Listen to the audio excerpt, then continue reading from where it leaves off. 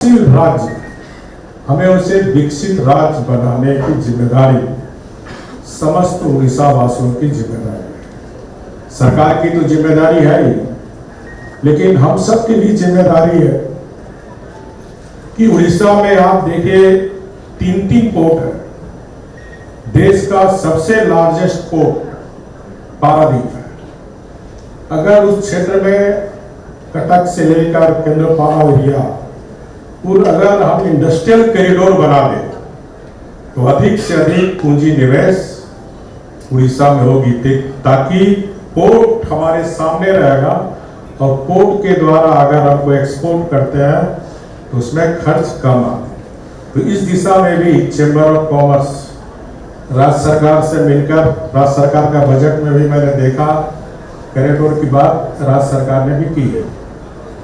इसी तरह बीच टूरिज्म, अभी हमारे उड़ीसा में सिर्फ पूरी एक बीच है। मैं बैरोड घूमने के दरमियान देखा पूरी से लेकर 1200 बीच टूरिज्म हम बना सकते हैं, क्योंकि कोई भी पर्यटक एक ही स्थान पर जाने के बार बार तो नया स्थान चाहता है। तो अगर इसके बीच टूरिज्म हम बनाए तो वहां भी फिर लोगों को छोटे छोटे रोजगार, स्वरोजगार प्राप्त होंगे। फिर जो बड़ी पैमाने पर जो बताया गया 2 करोड़ लोग पाए, ये निश्चित रूप से हमारे उड़ीसा जैसे राज्य के लिए, हम सब के लिए करेंगे। इतनी अपार संभावना के बाद भी यहाँ का मानव संसाधन बल अगर दूसरे क्षेत्र में जाए, दूसरा टेक्सटाइल में भी काफी रोजगार, क्योंकि मैं झारखंड में था, हमारे यहाँ भी झारखंड से काफी बच्चियां पलायन करती, तो मैंने टेक्सटाइल पॉलिसी बना। उस टेक्सटाइल पॉलिसी में पर लेबर 5000 सब्सिडी दी।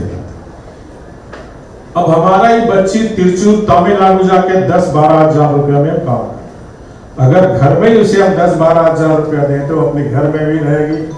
दूसरी जगह अगर हमारी बच्चियां जॉब जाती है तो उसकी शारीरिक शोषण के साथ आर्थिक शोषण भी होती है।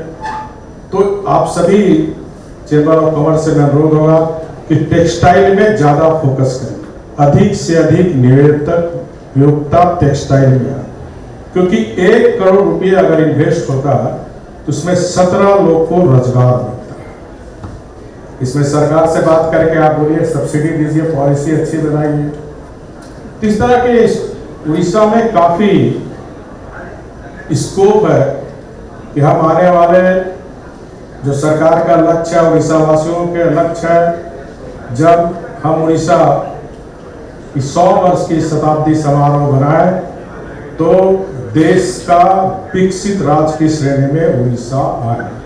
इसमें लोग जगत की बहुत बड़ी भूमिका है, चैम्बर ऑफ कॉमर्स की बहुत भूमिका है।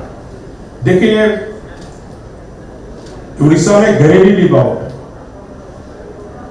बहुत लोग कम पढ़े लिखे, गरीब परिवार के बच्चे बच्चियां उच्च शिक्षा नहीं जा सकते, लेकिन भगवान ने उसे भी बुद्धि दी है। अगर हम शॉर्ट टाइम ट्रेनिंग, जैसे अब मॉल भी काफी खुल रहे हैं, मॉल में बच्चियों की भी बहुत डिमांड है, अगर हम उन्हें ट्रेनिंग दे दें, स्किल्ड कर दें तो आराम से उसको मॉल में, क्योंकि आजकल जहां भी जाए पहला क्वेश्चन होता है, कुछ काम जानते हैं कि आप लोग इंडस्ट्री के लोग हैं, आप लोग भी क्यूरी करते हैं, कुछ काम हम जानते हो, आप नहीं जानता तो बगले जाओ। तो आज दुनिया में स्किल्ड वर्कर की बहुत, मैं जब झारखंड मोमेंटम किया था तो मैंने दुनिया के अनेक देश में घूमा था, Japan, China, America. Skilled worker का काफी डिमांड है, तो हमें स्किल्ड वर्कर, अब यहाँ मेडिकल टूरिज्म हो सकता है, एजुकेशन हब ईस्टर्न जोन का है ही, मेडिकल टूरिज्म में भी बहुत रोजगार है, कंपाउंडर बहुत रोजगार है। तो शॉर्ट टाइम ट्रेनिंग दे, जो कम पढ़े लिखे हमारे उड़ीसा के, इसको शॉर्ट टाइम, जैसे आपका प्लम्बर पूरी दुनिया में जाता है, उड़ीसा का प्लम्बर, इलेक्ट्रीशियन, इस तरह शॉर्ट टाइम ट्रेनिंग की पहल चैम्बर ऑफ कॉमर्स करे। यहाँ जो इंडस्ट्री लगा उसी हिसाब से हम उनको ट्रेन करें, ताकि हमारे नियोक्ता स्किल्ड वर्कर को ले, जो आज की डिमांड है, चाहे उड़ीसा हो, चाहे देश हो, दुनिया में। जो इंडस्ट्री को, जो हमारे उड़ीसा में इंडस्ट्री लगे, उस नियोक्ता से बात करिए आप कि कौन किस तरह का स्किल्ड वर्कर चाहिए, और उस तरह का स्किल्ड हम प्रशिक्षण दे तो निश्चित रूप से हमारा जो उड़ीसा का गरीब नौजवान है, जो गरीबी के कारण पढ़ाई नहीं पढ़ता, उसे भी रोजगार मिल सके और हमारा उड़ीसा विकसित हो सके। तो आइए हम सब मिलकर एक जीवन और समावेशी अर्थव्यवस्था बनाने की दिशा में काम करें।